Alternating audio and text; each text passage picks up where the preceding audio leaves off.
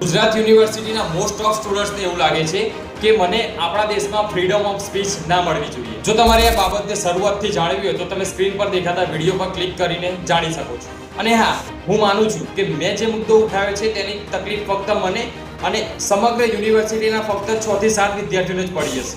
પરંતુ વાલા સ્ટુડન્ટ્સો, તમે એવું વિચારો છો કે આ તકલીફ અમારી જ છે, આનાથી તમારે કંઈ લેવા દેવા નથી. એવું નથી.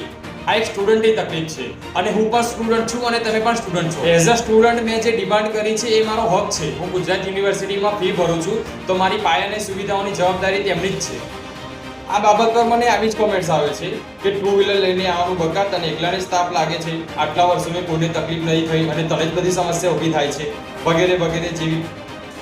એચએલ કોલેજના કેટલાક સ્ટુડન્ટ્સ મને મેસેજ કરીને એમ કહે છે કે અમારી કોલેજ કોમર્સમાં અમદાવાદમાં નંબર 1 છે, તો તમે અમારી કોલેજનું નામ ના ડૂબાવો. આ રીલ તમે જે અપલોડ કરી છે તેને ડિલીટ મારી દો. તો મારે તેમને એટલું જ કહેવું છે કે તમે અત્યારથી કોઈ અંધભક્ત ના બનો.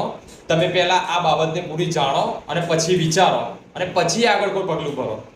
અને એવું નથી કે ફક્ત હું આવતીકાલે આ જ કોલેજનો વિરોધ કરવાનો છું. મને એક બીજી કોલેજનો પણ ફરિયાદ આવી છે કે સોમલલિત કોલેજમાં પણ આવું જ છે. ત્યાં સ્ટાફ માટે તો પાર્કિંગ છે પણ સ્ટુડન્ટ માટે કોઈ પાર્કિંગ નથી. હું આ સુવિધા કોઈ કોલેજ પાસેથી નથી માંગતો, પરંતુ તેમના પાસે માંગુ છું કે જેમને મને એક્ઝામ સેન્ટરમાં આ કોલેજ ફાળવી હતી. મને એમ લાગતું હતું કે આ એક સહિયારી લડત છે, પરંતુ એવું નથી. હવે સ્ટુડન્ટ્સે નક્કી કરી લીધું છે કે આ પ્રોબ્લેમ ફક્ત મારી એકલાની જ છે. તો આવતીકાલે મારી એક્ઝામ પતાવીને બપોરે 1:30 વાગે હું એચએલ કોમર્સ કોલેજમાં લેખિતમાં રજૂઆત કરીશ આ બાબતે, અને ત્યાં રજૂઆત કર્યા બાદ ગુજરાત યુનિવર્સિટી એક્ઝામિનેશન મેનેજમેન્ટમાં પણ કાલે હું રજૂઆત કરવાનો છું. આ બાબતે મેં NSUI અને ABVP જેવા સ્ટુડન્ટ્સ ઓર્ગેનાઇઝેશન્સનો પણ સંપર્ક કર્યો હતો, પરંતુ ત્યાંથી મને સંતોષકારક જવાબ મળ્યો ન હતો.